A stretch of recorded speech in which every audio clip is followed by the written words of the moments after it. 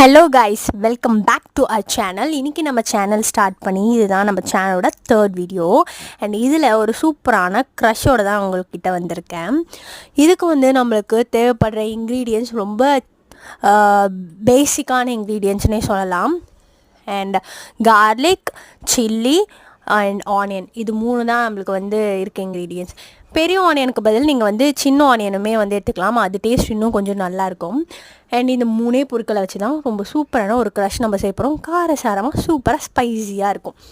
Okay, காரசாரமாக ஸ்பைஸியும் ஒன்று தான். ஸோ என்னென்னா ஒரு பேனை நம்ம எடுத்துக்கிறோம். அதில் ஆயில் ஆட் பண்ணிக்கிறோம். ஆயில் பார்த்தோம் அப்படின்னா க்ரௌண்ட்நட் ஆயில் யூஸ் பண்ணால் இன்னும் ரொம்ப சூப்பராகவே இருக்கும். ஆனால் நான் என்கிட்ட இருக்க சன்ஃப்ளவர் ஆயிலே நான் எடுத்துக்கிறேன். இந்த ஆயில் என்ன பண்ணுறோன்னா, நல்லா ஹீட் ஆன உடனே நம்ம இது வச்சுருக்க இந்த இன்க்ரீடியன்ட்ஸ் எல்லாமே போட்டு நல்லா ஸ்டீர் ஃப்ரை பண்ணி வறுத்துக்கலாம். அண்ட் இது செய்கிறதுக்கு ரொம்ப டைம் கம்மியாக தான் செலவாகும். ஒரு 10 மினிட்ஸ் தான் எனக்கே இது செய்கிறதுக்கு ஆச்சு. அண்ட் ஒரு 2 மினிட்ஸ் போல் ஆகி இந்த மாதிரி ஒரு கலரில் வந்திருக்கு. அண்ட் இது என்ன கலரில் வரணும்னு உங்களுக்கு தெரியுமா? ப்ரௌன் கலரில்.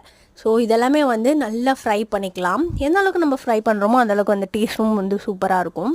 இப்போ என்ன பண்ணுறோம் அப்படின்னா, நல்லா இதெல்லாம் வறந்துடுச்சு இல்லையா? இதெல்லாம் வறந்த உடனே காய வச்சு தான் நம்ம அரைக்கணும். ஓகேயா? அப்போ தான் கெட்டு போகாமல் இருக்கும். இது என்ன பண்ணுறோன்னா, அது வறந்துட்ட உடனே அதில் இருக்க ஆயில் எல்லாத்தையுமே ஃபில்டர் பண்ணிவிட்டு அதுக்கப்புறமா ஒரு பிளேட்டில் நம்ம ஃப்ரை பண்ணி வச்சுருக்க எல்லா இன்க்ரீடியன்ஸும் எடுத்து போட்டுக்கிறோம். அண்ட் இது என்ன பண்ணுறோம் இப்போது அப்படின்னா, நல்லா காய வச்சு இது கூட கொஞ்சம் உப்பு போட்டுக்கிறோம். உப்பு பார்த்தோன்னா நீங்கள் எடுத்துகிட்டு பிறகும் போடலாம், அதுக்கப்புறம் அரைக்கும் போதும் போடலாம், உங்களோட இஷ்டம். ஸோ எல்லாமே நல்லா காஞ்சிடுச்சு. அதாவது நல்லா என்ன சொல்கிறது, சில்லுன்னு ஆகிடுச்சு. இதை அரைச்சி எடுத்துக்கலாம். ஸோ மேஜிக் பண்ணி அரைச்சி நம்ம எடுத்தாச்சு. இதில் கொஞ்சோண்டு கம்மியான குவாலிட்டி தான் இருக்குது. அண்ட் நம்ம ஃப்ரை பண்ணோம்ல அதே ஆயிலில் கொஞ்சோண்டு கடுகு, கொஞ்சோண்டு கறி லீஃப் போட்டுக்கிறோம். அண்ட் நம்ம இப்போ அரைச்சி வச்சுருக்கோம்ல அதை இந்த தாளிப்பில் அப்படியே நம்ம ஊற்றிக்கிறோம், இதில் போட்டுக்கிறோம். அண்ட் இந்த பேஸ்ட்லேயுமே தாளிப்பு போடலாம், இல்லை பேஸ்ட்டை எடுத்து இந்த தாளிப்புலையும் போட்டு நல்லா நம்ம இது பண்ணி வச்சுக்கலாம். ஒரு 2 மினிட்ஸ் கழித்து ஒரு நல்ல ஒரு ஸ்மெல் வரும். அந்த ஸ்மெல் வந்த உடனே நம்ம கேஸ் ஸ்டவ் ஆஃப் பண்ணி இதை தோசை கூட மேட்ச் பண்ணால் அல்டிமேட்டாக இருக்கும்.